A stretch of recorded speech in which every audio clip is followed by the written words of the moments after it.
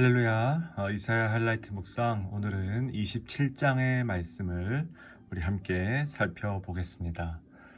이사야 27장은요, 이사야 24장부터 지금까지 이어져 온 이사야의 이 작은 묵시록의 결론 부분에 해당한다, 그렇게 볼 수 있겠습니다.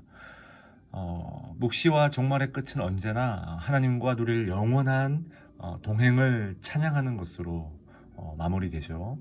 오늘 이 27장도 마찬가지입니다.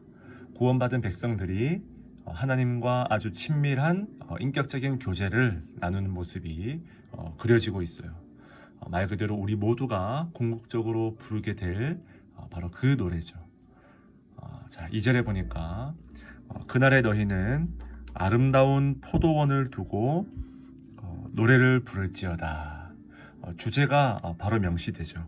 이 아름다운 포도원. 여기서 이 아름다운이라는 말은요, 기쁨이 넘치는 좋은 매력적인 그런 뜻입니다. 예수님의 하나님 나라 비유로 말하자면 좋은 땅, 좋은 밭에 해당한다고 볼 수가 있겠죠. 길가나 돌밭이나 가시떨기의 모습이 아니라 좋은 땅, 언제나 말씀이 100배의 결실을 맺는 그런 좋은 땅과 같은 아름다운 포도원에 대한 노래라는 것입니다. 자, 그런데 우리는 이미 이사야 말씀을 묵상을 하면서 전혀 다른 포도원의 노래를 들어본 적이 있죠. 혹시 이사야 몇 장이었는지 기억이 나십니까? 그렇죠. 이사야 5장.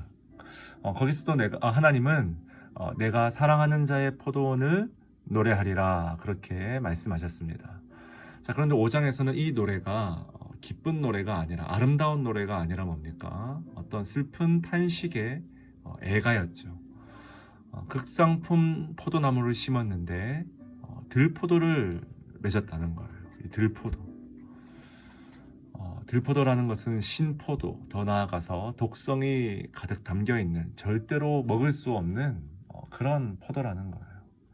그래서 뭡니까? 하나님은 온갖 들짐승과 찔레와 가시떨기를 보내셔서 그 포도원을 마침내 무너뜨리시죠. 이 가시떨기, 여러분, 예수님도 가시떨기 밭에 대해서 어떻게 말씀하셨습니까? 이생의 염려와 재물의 유혹 때문에 말씀을 온전히 신뢰하지 못해서 도저히 결실을 맺을 수 없는 그런 밭이라는 거예요. 이사야 5장에서 백성들의 영적인 상태가 정확히 그런 모습이었다는 것입니다. 자, 그런데 오늘 이 말씀에서 등장하는 이 27장의 이 포도원의 노래는요, 전혀 차원이 다른 종류의 노래죠. 그리고 3절 말씀 보니까 3절이 이렇게 시작을 합니다. 나 여호와는.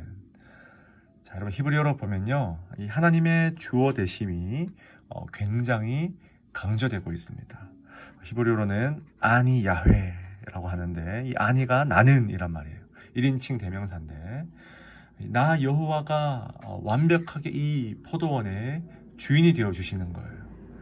여러분, 친히 포도원 지기가 되셔서 뭡니까? 지금 밤낮으로, 여러분, 주야로 철저하게 관리하신다는 거예요.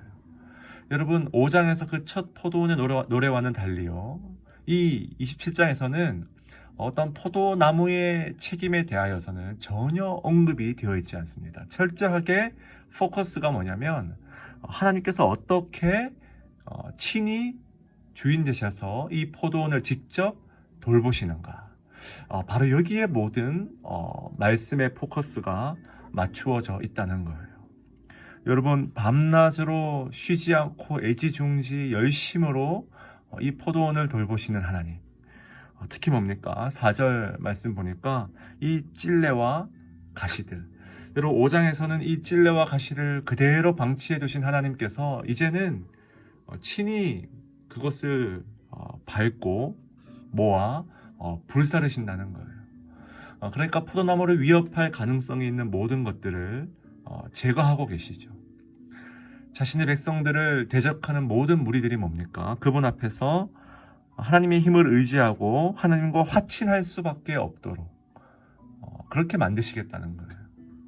마침내 여러분 6절에 이러한 포도원 지기의 신실한 열심이 어떤 결과로 이어집니까? 그 결실로 지면을 채우리로다. 아멘.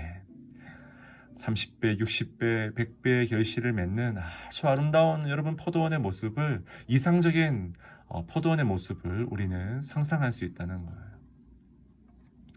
자, 그렇다면 우리 마음속에서 여러분 이런 질문이 생겨나죠. 어떻게 이런 일이 일어날 수 있는가? 5장에서는 그토록 철저하게 징계하시고 무너뜨리시는 하나님께서 어떻게 27장에서는 마치 인텐시브 케어를 통해서 완전히 집중 케어를 통해서 새롭게 태어나듯이 이런 회복이 어떻게 일어날 수 있냐는 것입니다. 대체 그 심판과 그 징계는 대체 무엇이었냐는 거예요. 자, 7절에 보니까 여러분 그 징계와 채찍의 이유가 나오고 있죠.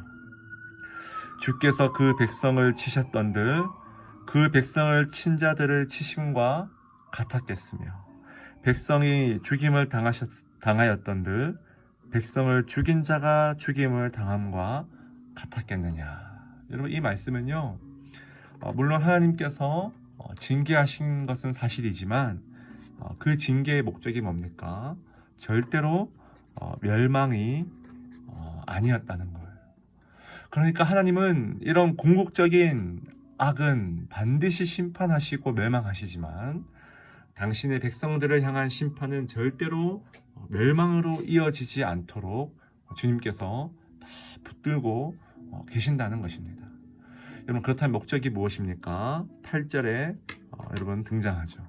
8절에 보니까 주께서 백성을 적당하게 견책하사. 이 적당하게 견책, 이것이 참 여러분 크신 은혜죠. 하나님이 우리를 견책하시는데 그냥 견책하시는 것이 아니라, 무턱대고 견책하시는 것이 아니라 적당하게, 이 적당하게, 그리고 폭풍으로 그들을 옮기셨느니라. 이 옮기셨느니라.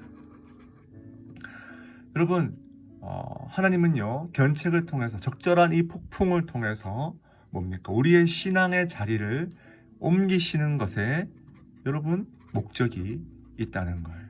이 신앙의 자리를 옮기시는 것. 여러분 우리가 폭풍을 마주하면요 인생의 큰 위기를 경험하게 됩니다. 그러나 여러분 폭풍도 뭡니까? 이 때로는 지구 전체적으로 봤을 때 이 정화의 목적을 위해서 필요할 때가 있다는 거예요. 여러분 마찬가지입니다. 우리에게 견책이 필요한 이유는 뭡니까? 바로 옮겨지기 위해서. 그죠? 불신앙의 자리에서 신앙의 자리로 옮겨지고, 불평의 자리에서 감사의 자리로 옮겨지고, 우상의 자리에서 하나님의 그 충만한 임재의 자리로 옮겨지기 위해서, 바로 이 옮김을 위해서 바로 우리에게 견책이 필요하다는 것입니다. 그래서 여러분 9절에 보니까요 모든 우상들이 사라지죠. 그죠? 다시 서지 못하게 함이라. 여러분 시련과 어려움을 통해서, 견책을 통해서, 폭풍을 통해서요 이 하나님께 대한 명백한 불순종의 표지인 이 모든 우상 숭배가 사라진다는 거예요. 자, 여러분 이처럼 이사야 27장은요 아름다운 포도원의 노래를 통해서 어떤 종말론적인 그림을, 어떤 종말론적인 비전을 우리에게 제시하고 있습니다. 마침내 모든 자들이 여호와께 예배하는 그 모습. 여러분 하나님이 얼마나 세심하게 우리를 케어하시고 하루하루 지켜주고 계시는가.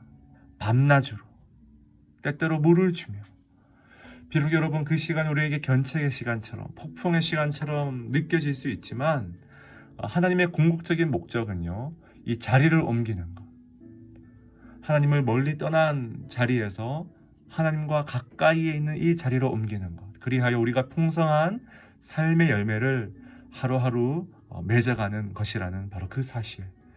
여러분 이 말씀 잊지 마시고 오늘 하루도 이 말씀 가지고 승리하시는 저와 여러분 되시길 진심으로 축원드립니다. 우리 함께 이 말씀 붙들고 기도하며 나아갑시다.